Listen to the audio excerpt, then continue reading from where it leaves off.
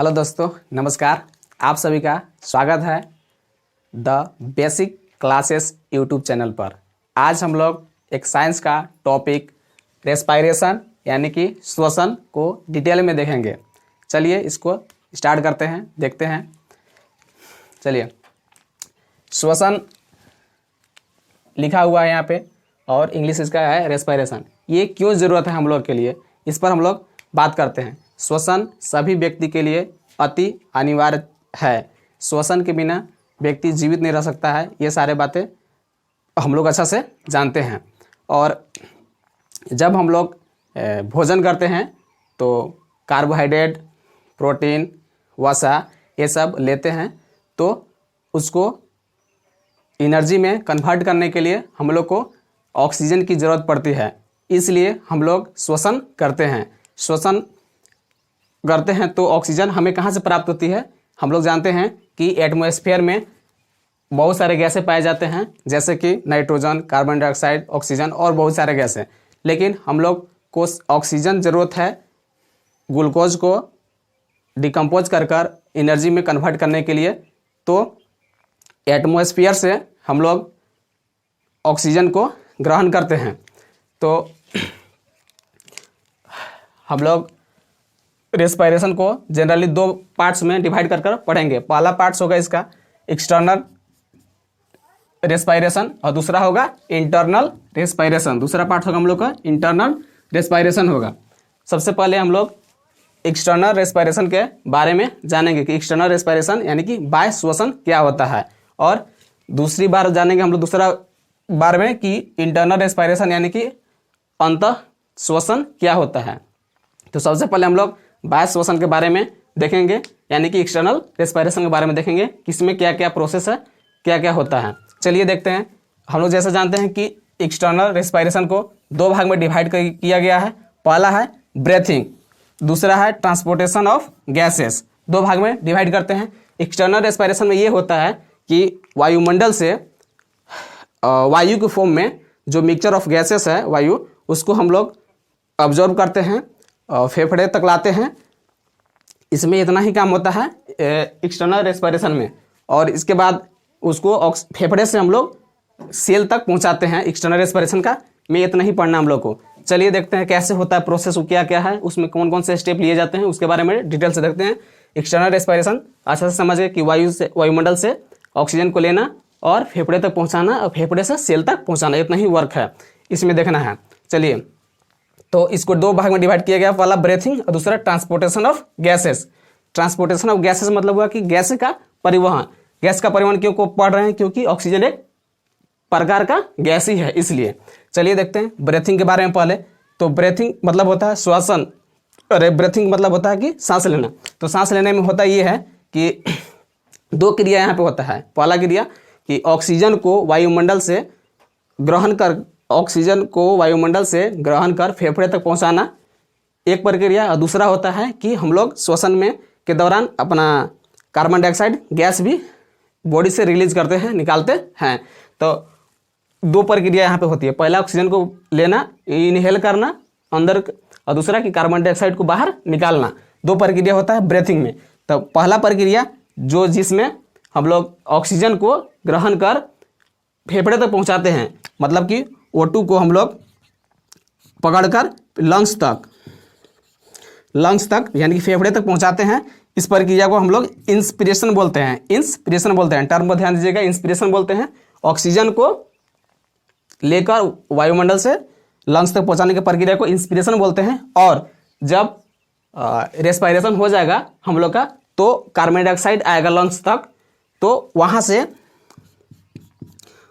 Carbon dioxide को lungs से बाहर निकालने के लिए जो प्रक्रिया यूज होता है, उस प्रक्रिया का नाम है एक्सपिरेशन नाम है।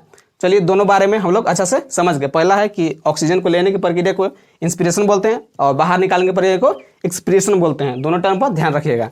चलिए, और ब्रीथिंग के बाद हम लोग देखते हैं दूसरा था ट्रांसपोर्टेशन ऑफ गैसेस। इसमें बात हम लोग कर चुके हैं कि गैसों का ट्रांसफर करना, माने एक जगह से दूसरी जगह पहुंचाना। तो कहाँ से कहाँ पहुंचाएगा, यहाँ तक तो हम लोग सीख गए कि ब्रेथिंग से इंस्पिरेशन मेथड से लंग्स तक ऑक्सीजन आया, तो ऑक्सीजन आ गया तो वहीं तक रहने से काम नहीं हो जाएगा, एनर्जी हम लोग को नहीं मिल जाएगा। इसके लिए हम लोग को क्या करना होगा, तो ऑक्सीजन को ट्रांसपोर्ट करना होगा। कहाँ तक ट्रांसपोर्ट करना होगा, तो सेल तक ट्रांसपोर्ट करना होगा।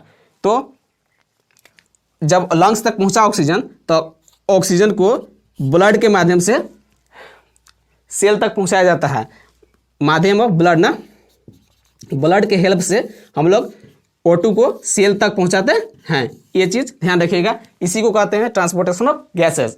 सीधा सीधा बस इतना याद रखिएगा कि ऑक्सीजन को लंग्स से ब्लड के माध्यम से सेल तक पहुंचाने की प्रक्रिया को ट्रांसपोर्टेशन ऑफ गैसेस कहते हैं। चलिए अब हम लोग दूसरा पार्ट्स को देखते हैं, इंटरनल रेस्पायरेशन को। इंटरनल रेस्पायरेशन का दूसरा नाम आप बोल सकते हैं कि सेलुलर रेस्पायरेशन। अब सेलुलर रेस्पायरेशन क्यों बोलेंगे, इसका मतलब हम लोग समझ लेते हैं थोड़ा सा। सेलुलर रेस्पायरेशन का हिंदी होता है कि कोशिकीय श्वसन। कोशिकीय श्वसन से तात्पर्य यह है, या इससे नाम में ही झलक रहा है कि यह श्वसन जो होगा वो सेल में होगा। यहाँ तक हम लोग एक्सटर्नल में पढ़ चुके थे कि ऑक्सीजन को सेल तक पहुँचा चुके थे। अब सेल का काम स्टार्ट हो गया, सेल क्या करेगा, तो उसके बारे में हम लोग डिटेल से देखेंगे कि सेलुलर रेस्पायरेशन में या फिर इंटरनल रेस्पायरेशन में देखेंगे। चलिए देखते हैं क्या होता है। सेल में आने के बाद यहाँ पे दो तरह के श्वसन हो सकता है। पहला कि एक प्रक्रिया है जो ग्लूकोज है, जो खाए हम लोग शुरू में, जैसे हम बता चुके हैं कि ग्लूकोज कार्बन डाइऑक्साइड सब है, तो एनर्जी प्राप्त करने के लिए हम लोग को ऑक्सीजन की जरूरत पड़ता है, ये हम लोग बता चुके हैं पहले।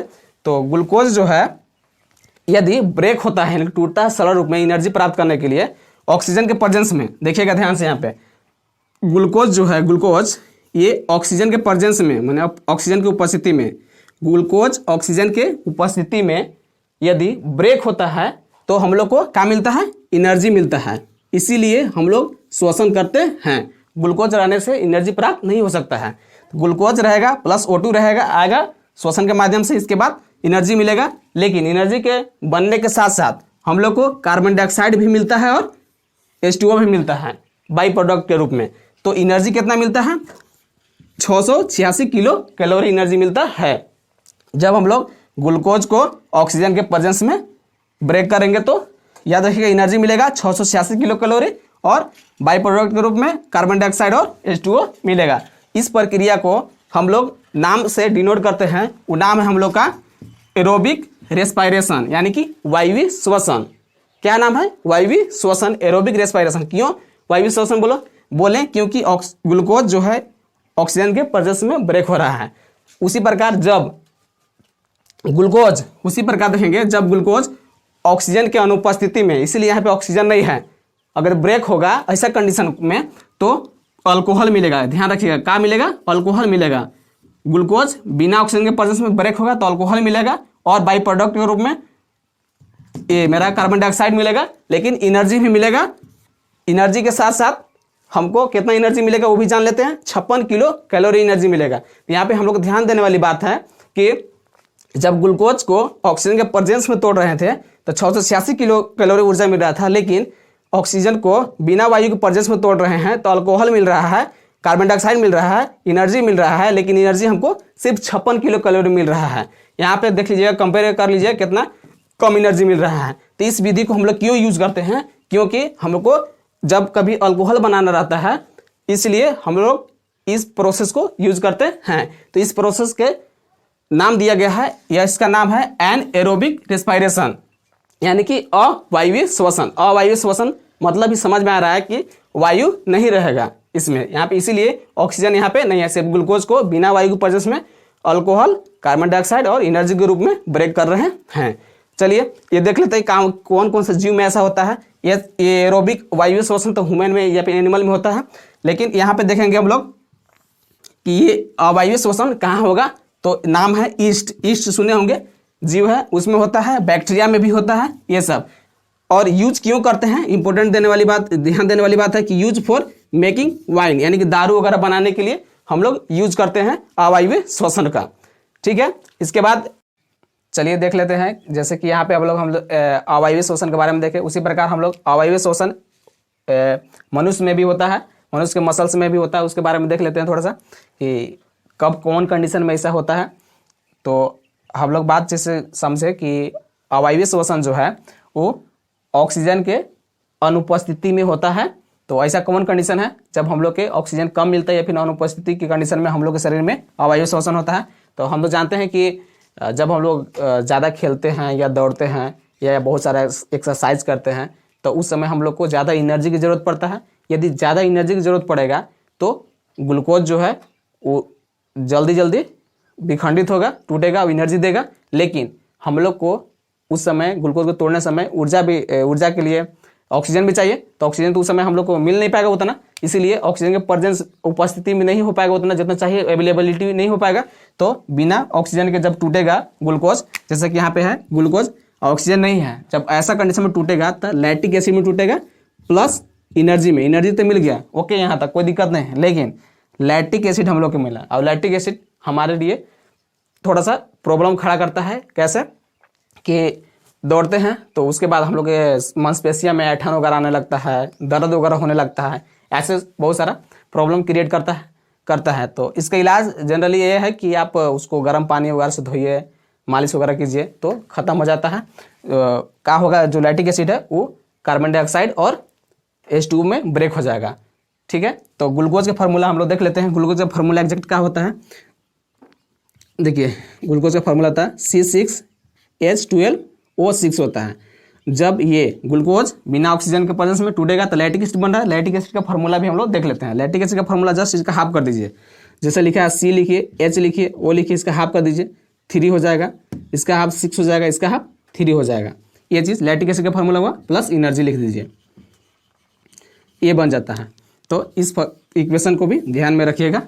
चलिए और हम लोग आगे बात करते हैं जो कौन कौन सा ऑर्गन है जो श्वसन अंग में श्वसन के लिए हेल्प करता है। चलिए देखते हैं आगे।